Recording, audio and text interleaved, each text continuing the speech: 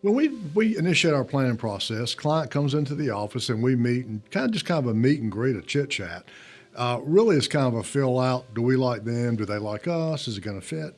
Assuming that goes well, we have a fairly invasive questionnaire that we give them to take home. They bring it back. That questionnaire has everything on there from factual data to birthdays, banking information, that kind of thing.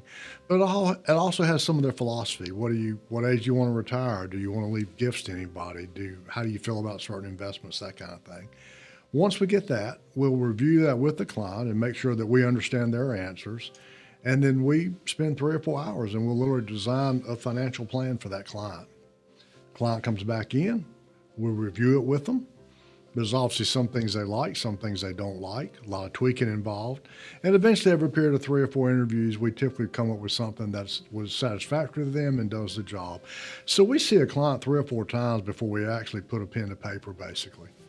A good financial plan takes into account all aspects of your finances. It takes into account inflation. It takes into account, really just it's comprehensive. It includes good, bad, everything in between. It accounts for the worst possible scenario. It's to me, a good financial plan is very conservative in its estimates, in terms of returns, things like that. It's very conservative in the sense that we're assuming worst case scenario. Because if I know a plan works at worst case scenario, I know it's going to work any other time. So I think that's the biggest thing, is that it's comprehensive and it covers everything good, bad, and anything in between. During the first interviews with our clients, we prepare them for market ups, downs, sides, it all.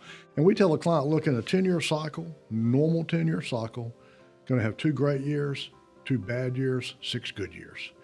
The plan that we're designing for you takes into account those 2 bad years and the 2 great years and the 6 average years. So when you have a bad market year, that's already factored in. We've already talked about it. How do we tie the portfolio in? When we're making a financial plan for a client, obviously a significant aspect of that is going to be their retirement.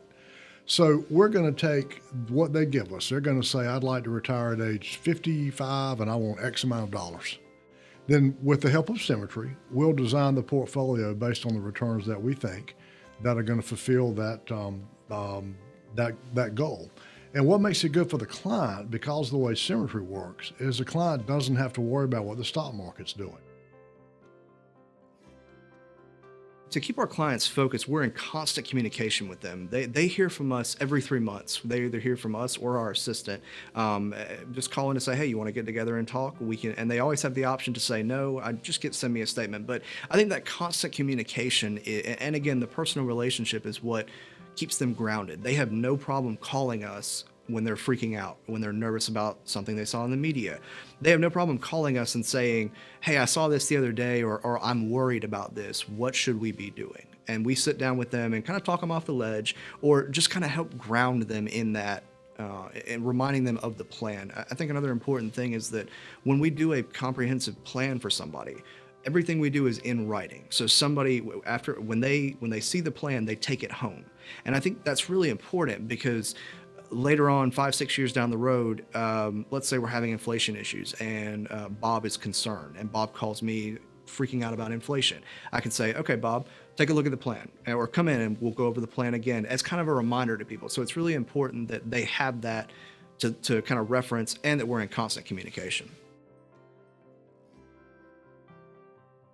I know the plan's successful 2 ways. Number one, if the client can sleep at night, is not worried about money. That's the big one. And the second thing is easier measurement. Is it going to do what it's supposed to do? Will the client have the funds to retire, send the child to college? If something bad happens, client passes away. Are there funds available to take care of the spouse and children? So it's a little bit of a self-fulfilling prophecy, but it's also a lot of interaction with the client, how they feel about things. We've got a saying in our office that not all of our friends are clients, but all of our clients are friends. So I think that's probably the best thing, and that they have an extraordinary amount of comfort with us, that they don't mind calling us when they have questions about anything.